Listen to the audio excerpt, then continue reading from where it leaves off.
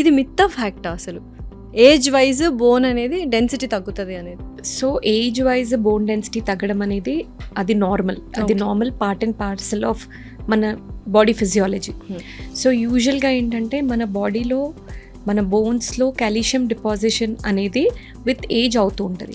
So మనకి peak bone mass అనేది ఒక కాన్సెప్ట్ ఉంది. పీక్ బోన్ మాస్ అంటే అరౌండ్ 20-25 ఆ ఏజ్లో మన బాడీలో బోన్స్లో మ్యాక్సిమం కాల్షియం డిపాజిషన్ అవుతుంది.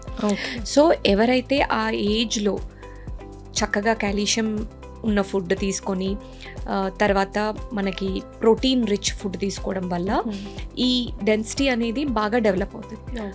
అట్లాగే ఎవరైతే ఎక్సర్సైజెస్ బాగా చేస్తారో వాళ్ళకు కూడా బోన్ డెన్సిటీ అనేది బాగా ఉంటుంది.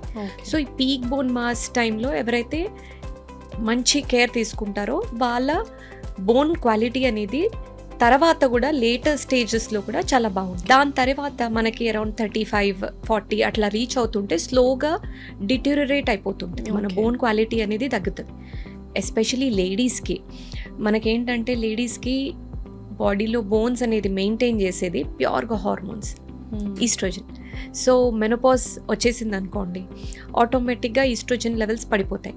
దాంతోపాటు బోన్ డెన్సిటీ కూడా బాగా పడిపోతుంది. సో ఎప్పుడైతే మనకి ఏజ్ వైజ్ బోన్ డెన్సిటీ తగ్గిపోతుంటుందో అప్పుడు బోన్స్ బాగా ఫ్రెజైల్, వీక్గా అయిపోతాయి.